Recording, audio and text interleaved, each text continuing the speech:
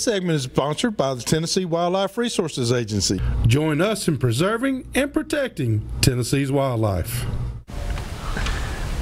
All right, welcome back, everyone. And you can call us here at 737-7767 if there are any questions you might have. We're going on. We just got a little roundhouse kind of deal. I want to ask Chris. We've been mainly talking to DB about catching them. What's a great way to cook them, Grill Master? What are you talking Just about? like trout. All right, Trout? let's talk about rainbows and browns. So probably the best way to do them, you know, just clean their bellies out. Put a little dill, fresh dill leaves, some lemon wedges on them, sliced lemons, right on the fire. Now, I want to ask you something, because do you get your grill like really, really hot? Like 300 degrees plus? You know, it all depends on what you're cooking. Well, if you got like in that case, if you was doing the trout, you'd probably want to be somewhere around 300 to 350. Yeah. Okay. Now, like the turkey breast that I did, I done it low and slow, about 275. Not real low like you would pork, because poultry you want to get done a little faster. It doesn't really have to break down. Right. So you want to cook it a little higher temperature. Now beef, if I'm doing a steak, it's not uncommon to try to get my grill 900 degrees. That's what I was thinking. Yeah. But I see some of these chefs on TV are saying that trout and rainbow really, and it is tasty. Don't get me wrong, I love it. Yeah. But it's hard to find somebody that cooks it right. Yeah. Because a lot of people will try to slow cook fish, and that's a no-no. That's right.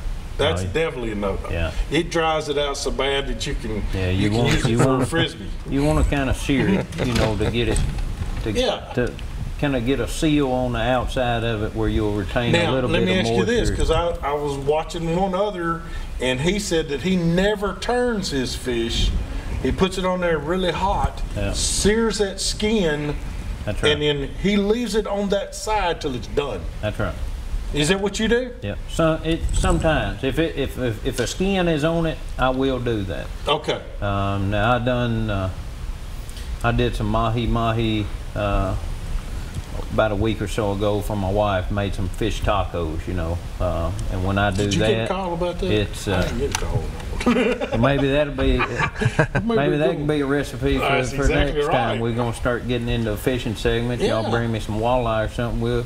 I'll do a pretty good pineapple salsa or some redfish. We can do pineapple some black salsa on walleye. Yeah. So, Dayton, Blair, I'll see you later. I'm going fishing. So, you got this? Yeah. You know, but it's just kind of all depends, you know. But like the mahi, it's a more meatier fish, so I'll usually turn it. If a skin is on the fish, or like I'll do salmon sometimes with the skin on, I'll just leave it. And salmon you can kind of do, you know, to kind of medium temperature. You don't really have to cook it well done. No. So a lot of times on those kind of fish, and trout's the same way. I want to ask you one other. Because I like talking about once you go catch these. Yeah, you know, that's the good part. The good part is feeding the family and getting them hooked. And that's what we do with it. You know, people say all the time, we eat this, you know, day in and day out. We eat everything we catch or kill or whatever. We do. Yeah. But so my question is you know, you got Traeger grills, you got all these grills out here, and you can even buy the packs of wood chips from apple to pear to, you know, all mesquite and hickory and all that. Do you ever use any of that on fish? Say, I'll use, if I'm going to smoke fish or grill it and throw some wood in there. Fish, you want a real mild wood to get a mild smoke. Like an apple, maybe? Apple or cherry, maybe even alder. I like alder. You don't want to put like oak or hickory. It's going to get real strong. It's real overbearing. That's right. You don't want. You just want a subtle. That's right. And you know, and with fish, I mean, of course, they got all different kinds of smoking woods that you can buy, from chips to chunks to big logs or whatever. You know, for something like fish that's not going to take much, just a few little sprinkles of chips in there. Yeah. It's not going to take 2 or 3 pieces. Okay. We got a caller. We got a caller. Paul, how can we help you? Hey, buddy, how are you? We're doing great. How are you tonight? So we're new to Tennessee. Okay, welcome. We live up here in Fairfield Glade. Oh yeah, I love that place. And I heard y'all talk about catfish a few minutes ago. Yes, sir. But I'm from the Florida Keys, so Yeah. you guys start talking snook and redfish and all that, so we're good with that. But We I'd wish like we could get them up here. We'll be after some in a couple of weeks, so That's right. we'll have you some redfish footage soon. I'd like to catch some catfish. Okay. Where, how, where, and where can I do that close to Crossville? Lake Tansy would probably be the first place I would start right there. Or if it Center rained. Hill. You know, Center Hill's not too far from there, Center but Hill. he's got Tansy right there where he's Right, at, and I yeah. grew up catching catfish there my whole life So- growing up. So do you need a boat, or can you fish off the docks? You can do it either way up there. I mean, they have docks you can go to. They have different places you can access it, you know, by the banks and things like that. I know years ago, now it's been a while since I was there at the little marina and everything, but they used to have little boats that you could rent too if you didn't have one and wanted to take a boat out for a day, and it was very reasonable. But there's quite a bit of access around Tansy, and you know, like Dayton mentioned, you're not too far to come down to Center Hill. Yeah, I don't know how far it'd be from Del Hollow from there. Yeah, Someplace. and then you know, Bottoms, and yeah. you're going to want to use cut bait like cut shad or some live bait, whether it be shiners or stuff like that, liver. You can catch some off the bank. Black cherry induced shrimp. You could probably do that Well, too. they do. Black cherry Kool-Aid induced. You forgot the black cherry Kool-Aid part. Kool-Aid induced shrimp. But any kind Nice. of cut bait you ought to be able to do pretty well there. All right. Well, I appreciate you guys, and just flipped it over and started feeding you guys. So I fished that Caney Fork back last year and caught my first rainbow trout.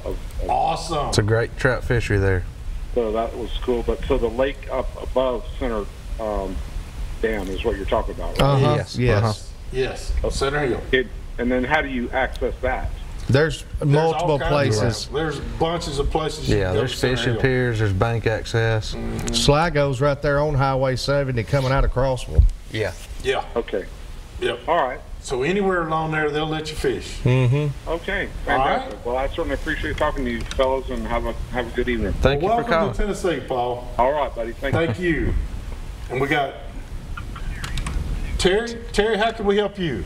Hey, brother Hugh, I got a couple questions for you, man. Go ahead. Yeah. I had a little cat, just a regular house cat. I live in the country. I live down in Hickman County. My cat was 8 years old, perfect health. I'm talking about he was a hunter. He could bring everything home. Yeah. One day he just got sick, so I carried him to the vet. And they said that a tick had bit a bobcat and bit my cat. And 2 days later, my cat was dead. Yep. Okay, and down here, she told me it's like within a 7-mile radius, they've had like 9 people within 2 or 3 weeks bring cats in, and they died the next day. But there's no telling how many that didn't take to the vet. You know what I'm saying? Right. That's why we're harping More on. about that. We are really harping on, Terry, people wearing Permanon or Permethrin anytime you go outside, and it could be something as easy as like we talked about, is going blackberry hunting. Yeah. Well, a friend of mine's in the hospital. His son's in the hospital right now because of this. Yeah. Yeah. He's got. But this if it one's- bites a dog, a pig, or Right. anything. Only thing it affects It's is a cat. felines only. Yeah, Felines only. That's a feline specific disease, and Yes. and I don't remember the exact terminology on it, but it is only transmissible between felines, but it does start with bobcats. Is where It does, but I'm gonna tell y'all something else too. I've got a real close friend. Her name's Cherry Caldwell. She lives up there in Cookeville area. She got bitten by a tick, and now she can't eat meat. She can eat chicken I and had that turkey. last year. I got real sick. From Yeah, that. she gets really bad sick now. It's all because of a tick bite. Yeah, ticks Oh, yeah. are bad news. When I was a young that's one of the man- biggest dangers we face When I out was there. a kid, I got what they called rabbit fever. Yeah. A tick come off And of that a came rabbit. from a Tyrannosaurus Rex. Yeah, T-Rex from small teeth. He didn't have the big teeth. But it literally, they said it come off of a rabbit and got Yeah. on me. Oh yeah. Hey, Yeah. Hugh, I got down here where I live at, man, there's a couple bobcats. They're bigger than my dog. Yes, sir. My dog's a pretty good size. You know, I've been trying to catch them. Like I said, that cat was like my kid. You know what I'm saying? Oh yeah, they get to be family members. To catch them, but they only come out at nighttime. But tell me how I can catch them, man, and I can get rid of them. Well, I tell you what, Terry. Right now we can't touch bobcats. No. They're protected, so we can't do anything with bobcat. But I tell you what we need, and what people don't understand is we get some cold days during the winter, but it's not cold enough. We've got to kill off some of these insects that we have here in Tennessee. And I'm going to be honest with you, we ain't had a real good, hard winter in quite a few years. It's been a while. It's been Here's a while. a good question for y'all that I want to know. All right. How long does it stay frozen in Canada? A while. When you In go parts up, of Canada, it's all year. all right, when you go up there and it's thawed out, how many mosquitoes is there? There's bunches of Now, them. where'd they get there? Why did it freeze them out? The larvae can stay in what they call a subliminal state, suspended state. That's what. Thank you, Rick. So what about here then? If we don't, if they can't, if it gets, They can, but a tick can't. Can I ask one more question here? Yes, sir. I took this cat to the vet, okay? My wife got front line to go on my dogs and my cats. They didn't, the woman, the veterinarian, when I went back the next day to pick my animal up, she had to put to sleep. She told me, she said they should have knew when you gave me your address in that 7-mile radius around your property where your house is, there's been so many people with lost cats. She said that TWRA, it was going to turn it into them. Once it has so many, cats and stuff that died from that, they would do something about that. But there's no telling how many cats have died. I don't see a cat anywhere within 10 miles. I've never, you see them all the time, Yeah.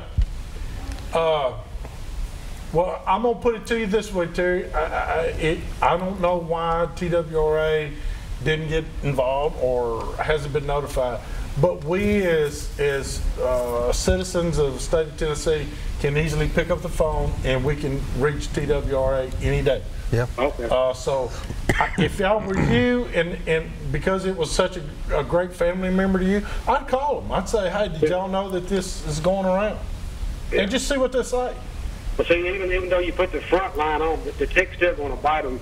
Once it bites them, it doesn't release itself. But still, once they bit any cat, the cat's going to die. You know what I'm saying? But I'm going to tell y'all something else, too, that you need to think about. And this is what comes in my feeble mind.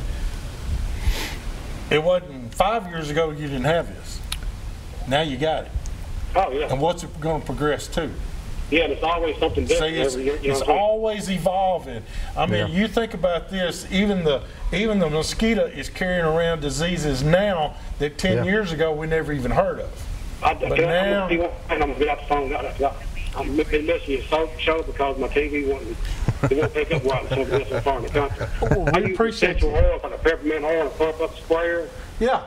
I spray around down my driveway. And, I'll be honest with you, that a snake won't cross it. It's good about for ticks or anything. I spray my legs, my arms, everything with peppermint oil with a pump up sprayer with water.